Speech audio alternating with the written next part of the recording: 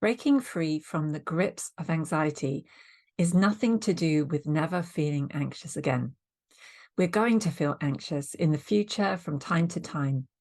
And anxiety actually has its benefits. Anxiety is a sign that we're not quite safe, that maybe there's a threat or a danger, and we need that anxiety to keep us safe, to help us protect ourselves.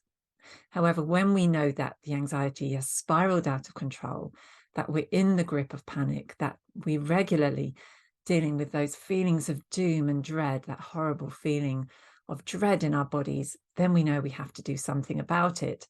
I've heard anxiety described as a mathematical equation, like a fraction, where anxiety equals the overestimation of the danger divided by our underestimation of our ability to cope. And so really breaking free from the panic and the overwhelm, the grips of anxiety, is about turning that fraction, that equation on its head. So we put the danger in perspective. We neither underestimate it nor overestimate it, but we ramp up our estimation of our ability to cope. When we know that we can cope with anxiety, when we know that we can cope with anxious thoughts and feelings as just a regular part of our day, what happens and what we're doing is we're breaking what's called the fear, adrenaline, fear cycle. So let me just explain.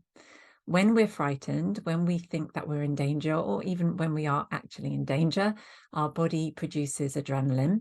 Now, the symptoms of adrenaline are the racing heart, the sick feeling in the tummy, the trembling legs, and all of these obviously have a purpose to help us fight this danger. The thing is, because these feelings are so frightening in themselves, we then become frightened of the symptoms of anxiety. So in effect, we become frightened of anxiety itself.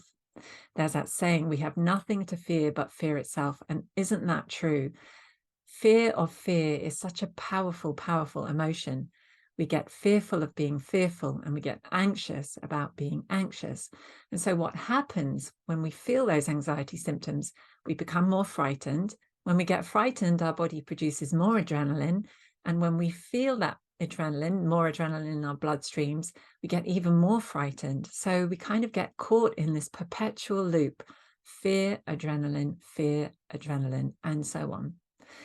So really it's about knowing that this is an anxious thought, this is an anxious feeling, I can cope with it. And I'll be showing you some exercises and techniques to help with that fear, adrenaline, fear cycle. But for now, I want you to understand this is not about never feeling anxious again.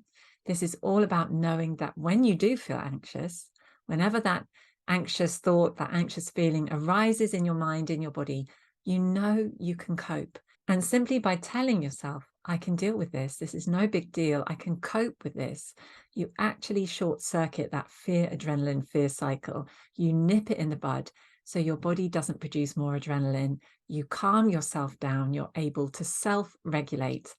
And the more you do that, the more you practice that, the easier it becomes, the calmer you become over time.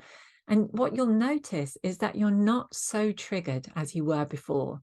The things that used to trigger panic and anxiety in the past become smaller. You don't notice them. You're not as reactive, as responsive. So bear that in mind today, that anxiety, breaking free from anxiety, is not about never feeling anxious again. It's about knowing that when you do feel anxious, you can cope with it, so that you work through anxiety, come out the other side, feeling really good about yourself, feeling really calm.